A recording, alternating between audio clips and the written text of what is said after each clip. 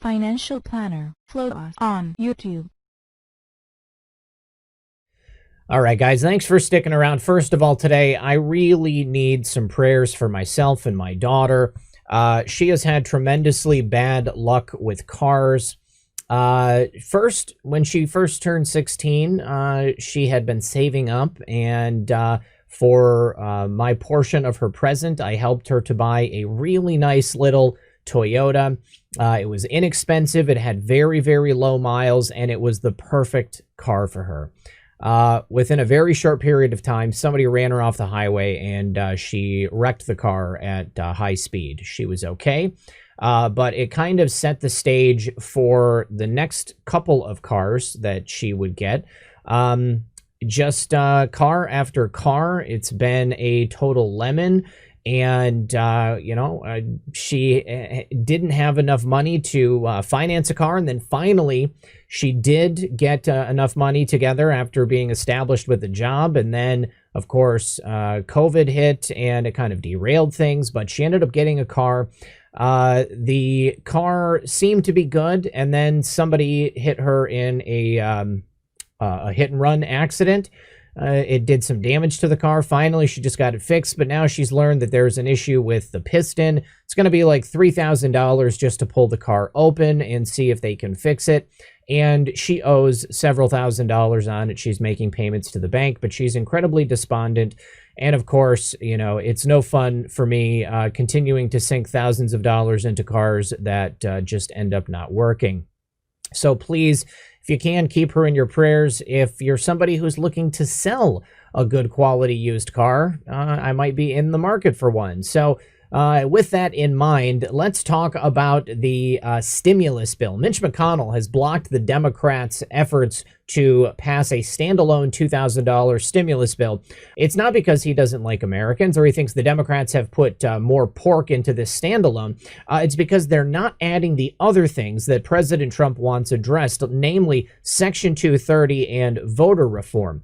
Now, Senator Bernie Sanders and Chuck Schumer were the ones who were pushing for this standalone $2,000 bill, and they narrowly got it passed on Monday. They passed it 275 to 134. That would have given $2,000 direct payments to every American, every adult American. Now, McConnell signaled he would go ahead and package this increased stimulus bill, but he wanted to tie it to repeal of Section 230 and that election reform I mentioned before. He stated during the process, the president highlighted 3 additional issues of national significance he would like to see the Congress tie together. Now, these are the 3 important subjects the president has linked, and this week the Senate instead is going to begin the process of bringing these 3 priorities into focus now that he has blocked this House bill. Now, Democrats, of course, are probably not going to support McConnell because they're not interested in election reform, and they're also not interested in repealing any type of protection for these big tech oligarchs. But Senator Sanders on Tuesday called McConnell's push to include the package with the $2,000 stimulus a poison pill, indicating exactly how he's going to end up voting on it. Now, President Trump did react to Mitch McConnell's move to block those stimulus checks, and he said unless Republicans have a death wish, and it is also the right thing to do, they must approve the $2,000 payments ASAP. $600 is not enough. Also, get rid of Section 230. Don't let big tech steal our country, and don't let the Democrats steal the presidential election. Get tough. Now, is President Trump signaling that he is not happy with Mitch McConnell? Did he want the Congress to pass this standalone $2,000 stimulus and then also tackle Section 230 and election reform? Well, I think it's pretty obvious that each one of those things could be done individually, and I tend to believe that Mitch McConnell is blocking it because this is something that President Trump wants, except he's packaging it with this bow of claiming that it's not enough of what President Trump wants. Congress has the power to tackle each one of these things on their own. It doesn't necessarily need to be tied together. The reason President Trump wanted Section 230 tied to the NDAA is because most often the NDAA is going to pass no matter what. So if they put Section 230 reform in that, it's an easy way to tackle both. But the stimulus package should be passed on its own. And I'm a little bit disappointed in Mitch McConnell. However, at this point, what are you going to expect? Swamp is going to swamp. All right, we have a newly resurfaced tweet from 2012 in which Democrat darling Jon Ossoff Senate candidate down in Georgia, encouraged his supporters to follow the official Chinese state-run media agency Xinhua. Now, this has just recently resurfaced after sleuths, anons, most likely on Twitter, discovered it. Back in 2012, just after the presidential election, he told his backers to follow the Xinhua news agency, which is, of course, the official state-run press agency of the People's Republic of China. The tweet was actually published just the day after Election Day in 2012. He said, especially during 18th Party Congress, hashtag follow Xinhua. This is the Chinese state-run media agency, hashtag FF. I don't know what that means. The tweet reemerged as the Senate hopeful is grappling with mounting evidence of financial ties to China. In a July financial disclosure, Ossoff amended a report that he initially filed in May, revealing he had received more than $5,000 over the past 2 years from the Hong Kong-based telecommunications firm PCCW Media Limited, which is according to the Atlanta Journal-Constitution. No matter where you live, you're probably facing many challenges right now. There's a lot of unrest and uncertainty, and in some spots, it's not even safe to go to the corner store. And that makes getting food a problem. If things don't get better, will you have enough food to eat in the weeks and months ahead? Many won't, but those who act now and get at least a 4-week supply of emergency food shipped to them fast will be the ones who survive. That's why I strongly recommend My Patriot Supply. It's the only source I personally use and trust for my own emergency food preparedness plan. You can do the same. They're the go-to experts in emergency food preparedness, and their mission is your survival. Right now, you can save $100 off a full 4-week supply of their tasty meals that supply 2,000 calories a day. This will save your life if food disappears from the grocery store shelves again. And saving $100 is just too good a deal to pass up. So go to preparewithredpill78.com and get ready now. Once again, that's preparewithredpill78.com. Do it today. And remember, when you support my sponsors, you support this channel. Ossoff's opponent, incumbent Senator David Perdue, tweeted a link to a Washington Times article detailing the allegations of impropriety. He said, Hunter Biden, Eric Swalwell, and now Jon Ossoff. Georgians cannot afford another China-backed liberal in Washington. I would agree with you there, Mr. Perdue. In light of the accusations, the Georgia Republican Party pursued legal actions against the Senate challenger. In a letter addressed to the Senate Select Committee on Ethics, the party asked the Senate to open an investigation into the matter. The Georgia Senate primary was held on June 9th, 2020. This was prior to Ossoff filing the amended public financial disclosure report on July 10th, which showed he earned compensation from controversial companies, reads the complaint. Georgian voters were left in the dark about the financial interests relevant to Ossoff, and they deserve to know whether Ossoff had conflicts of interest or financial entanglements relevant to his candidacy. The Georgia Senate runoffs, twin races between Ossoff and Perdue, as well as a contest pinning incumbent Senator Kelly Loeffler against alleged wife abuser Reverend Raphael Warnock, will be held on January 5th. And of course, Ossoff's office did not immediately respond to the Washington Examiner's request for comment. Now, of course, Jon Ossoff is also running a film production company that has some type of a distribution deal with a Chinese state-run media company. I believe it's different from Xinhua. But this is yet another sticky tie between Democrats and the Chinese Communist Party. I think that Senator Perdue is most assuredly correct. The people of Georgia and the people of the United States do not need any more Chinese-backed candidates coming into power in this country. It's troubling, it's distressing, it's definitely something that we need to address here in this country. And as far as I'm concerned, if you are backed by China, then just don't go into office. Although, of course, they're backed by China because China wants them in office. So the only thing we can do is ask for more accountability and better oversight of people who are looking to get into the public arena. All right, so in another trend among Democrat politicians, we have a star from a Bernie Sanders campaign ad who has now been indicted on 24 charges of corruption. Initially, she was a Biden supporter, but then a month later, Bernie was able to convince her to switch her allegiance over to his campaign. Now, this was a desperate attempt by Bernie Sanders to win over black voters in South Carolina. He turned this woman right here, Dolly Myers, and made her into a star of his ad campaign. She switched from backing Joseph R. Biden to backing the socialist Bernie Sanders, and this caught the attention of the media.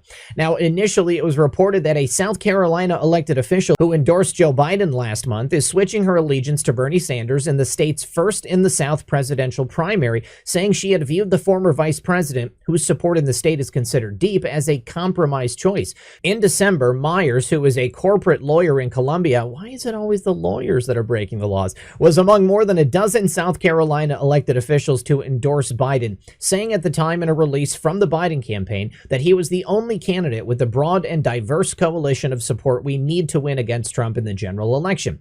Initially, Myers said she backed Biden because she saw him as a candidate who could possibly appeal to Republican voters disenfranchised by the president. It didn't take long, however, for Bernie Sanders to woo her over to his side. She then described Sanders as unafraid and unapologetic, and she said the fact that he is willing to fight for a better America, for the least, the fallen, the left behind, the fallen, the left behind, and the crooks, people like her. She was a member of the Richland County Council, and she faced a judge on Friday morning concerning a 24-count indictment alleging public corruption and misconduct in office.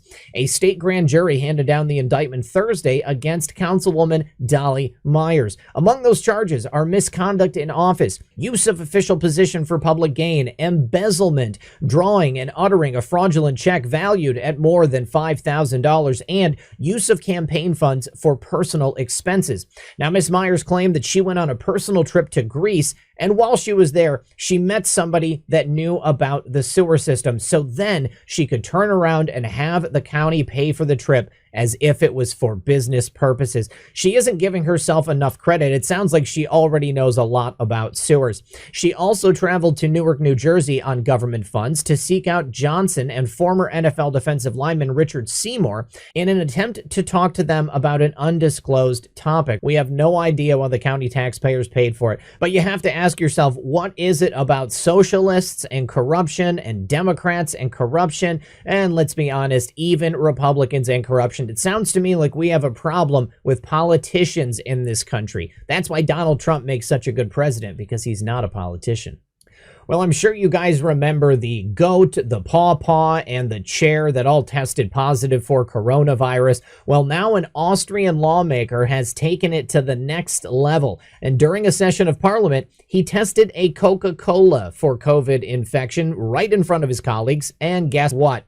It tested positive. Now, this was during a session of parliament earlier this month. He used a PCR test, the ones that are notoriously unreliable. Now, the soft drink unfortunately tested positive for coronavirus. There is no update on the status of the soda pop, whether or not it was drank at the time or if it was placed on a ventilator. But the entire test was captured on video. And this is from Israel National News. Austrian FPO member of parliament Michael Schneidlitz administered a COVID-19 PCR test to the beverage Coca-Cola in the plenum right before his colleagues, and the popular drink tested positive for COVID-19. He said he was performing the test live before Parliament so you can see how worthless and misguided these mass tests are. Hallelujah. Thank you so much there. He continued, the evidence is overwhelming, starting with the absolutely absurd mass tests that are currently being carried out, which are nothing more than a large-scale redistribution of tens of millions of euros in tax money from the population. It can't go on like this. Schneidlitz later wrote on his Facebook page, the coronavirus mass tests are worthless. This was also known by a simple experiment in Parliament in which cola got a positive result, but the government spends tens of millions in taxpayer money for precisely these tests. And in a situation like this, you have to ask yourself who is benefiting in this scenario. Obviously, the people creating the COVID tests, obviously the lawmakers that want to keep our societies locked down and make sure that people go out of business and we can't pay our insurance or car payments or buy food for our families. I don't know, maybe even Coca-Cola is going to benefit from it because this is a little bit of free press. And, you know, they say any press is good press. But it's just another example of how ridiculous this entire sham related to this pandemic is. You can't get any reliable information, and the people in charge are trying to shut down any attempt to produce it. But here we are. Don't get tested. Do not submit to this garbage. There is no need. If you get sick, just do what you always do. And if you get really sick, maybe go ahead and admit yourself to the hospital. But in this situation, all we see is fraud at every turn. And I want to remind you guys about my daughter's friend who got tested twice in a 48-hour period. One was positive, one was negative, and the positive one was before the negative. So the second one should have been positive as well, because you don't recover that quickly from it. These PCR tests are absolutely unreliable, and we are wasting millions of dollars every day, most likely. All right, now this is something that's been going around the last couple of days. Well, for maybe about 10 days now. And I wanted to make sure that I found a way to discuss it. This is Tiffany Dover. She's that nurse that fainted after receiving the vaccine when it was first released. She got the Pfizer vaccine. She got it live on television. Now, a lot of people have been saying that it appears she is dead. Now, we have this footage here. I'm going to go ahead and play it just to give you a little reminder. When you woke up this morning, you know you're going to be receiving the vaccine? I did, yes. So, all of my staff, we are excited to get the vaccine. We are in the COVID unit, so therefore, my team will be getting first chances to get the vaccine. And I know that it's really, I'm sorry, I'm feeling really dizzy. Oh, I'm sorry.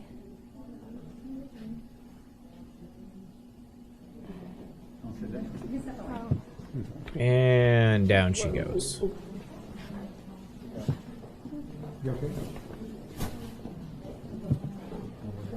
All right, so immediately after she passed out, apparently she was, attended to. But here is another video. This is after she woke up. Now, once she woke up, she explained that she had a history of having an overactive vagal response. So if she feels any pain or anything, if she has a hangnail or stubs her toes, she can just pass out. Now, this is just to prove to you that she was alive after she passed out.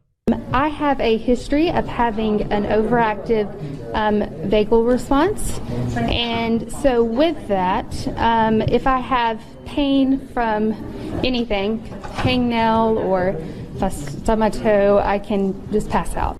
I have a history. All right, so she was alive. Now, on December 19th, 2020, the Chime Memorial gave an update on Nurse Tiffany Dover, and they said that she appreciated everybody's concern. She's home and doing well. She asked for privacy. There it is right there.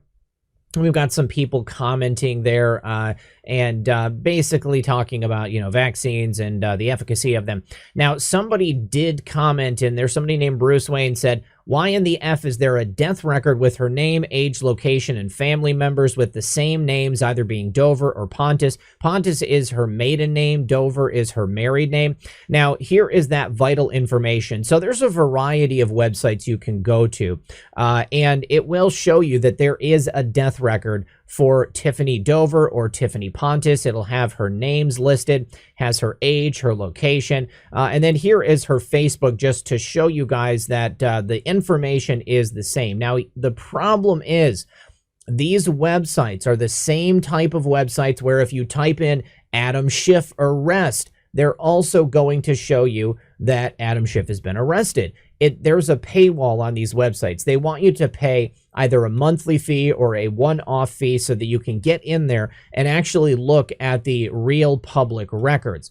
Now, the problem is that most people don't pay for that information. So all they get is that screenshot showing that there is a person listed with that name, showing in this database that they have died or that they have a criminal record or something like that. There are many examples. Now, here is an excellent example of what you get before paying. Search Quarry is one of these websites that I saw a lot of people quoting. Here she is, Tiffany Dover, age 30, Higdon, Alabama, showing that the data source is DeKalb County Death Records Database.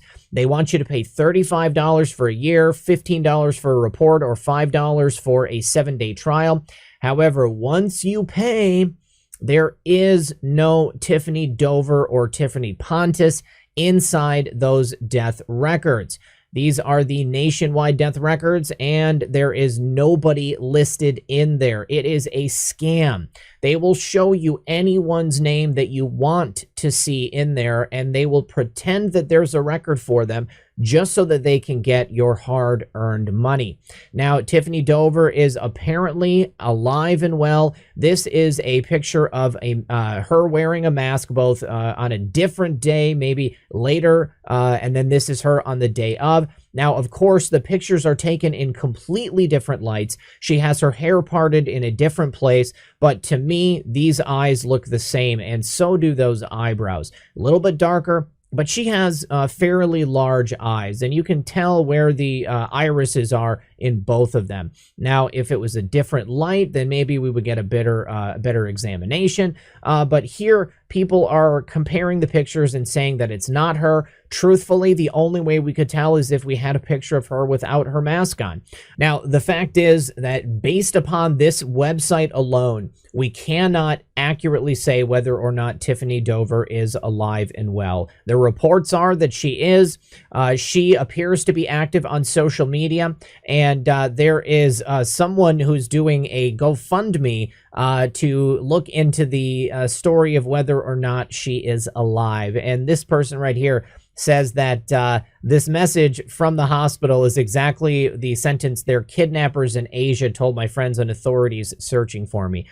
But as it stands right now, guys, it does not appear to me that Tiffany Dover is dead. It appears that she truthfully is live and well.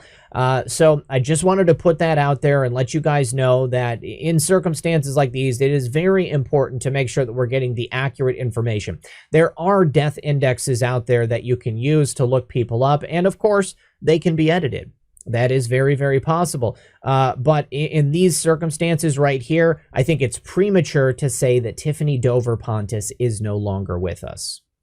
All right, guys, that's all I have for you today. I want to thank everyone for joining me. As always, this has been Red Pill 78. I am Zach Payne, the corruption detector, and this is another edition of Red Pill News. Good luck, everyone, and God bless. Hey guys, just one more thing. I have to make a new outro because I had to wipe my hard drive over the weekend and I lost everything.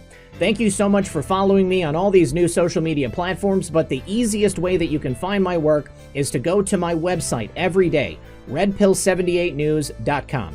There you can see all of the different places that I post my videos, whether it's on Rumble, whether it's on BitChute, whether it's on Library, or whether it's on Odyssey. All of these different places I post, you can see the videos there. You can also watch the live streams as they happen, or you can watch them after they've been pre-recorded. But if you want to go to the websites to watch them, you can find me on Twitch, pill.net, DLive, and of course on the website, redpill78news.com. There you can also find links to all of my merchandise, my special collection that Methods and I did with Rise Attire USA, and the audio-only version of the podcast. Thank you so much once again for continuing to support me, and I will see you guys tomorrow.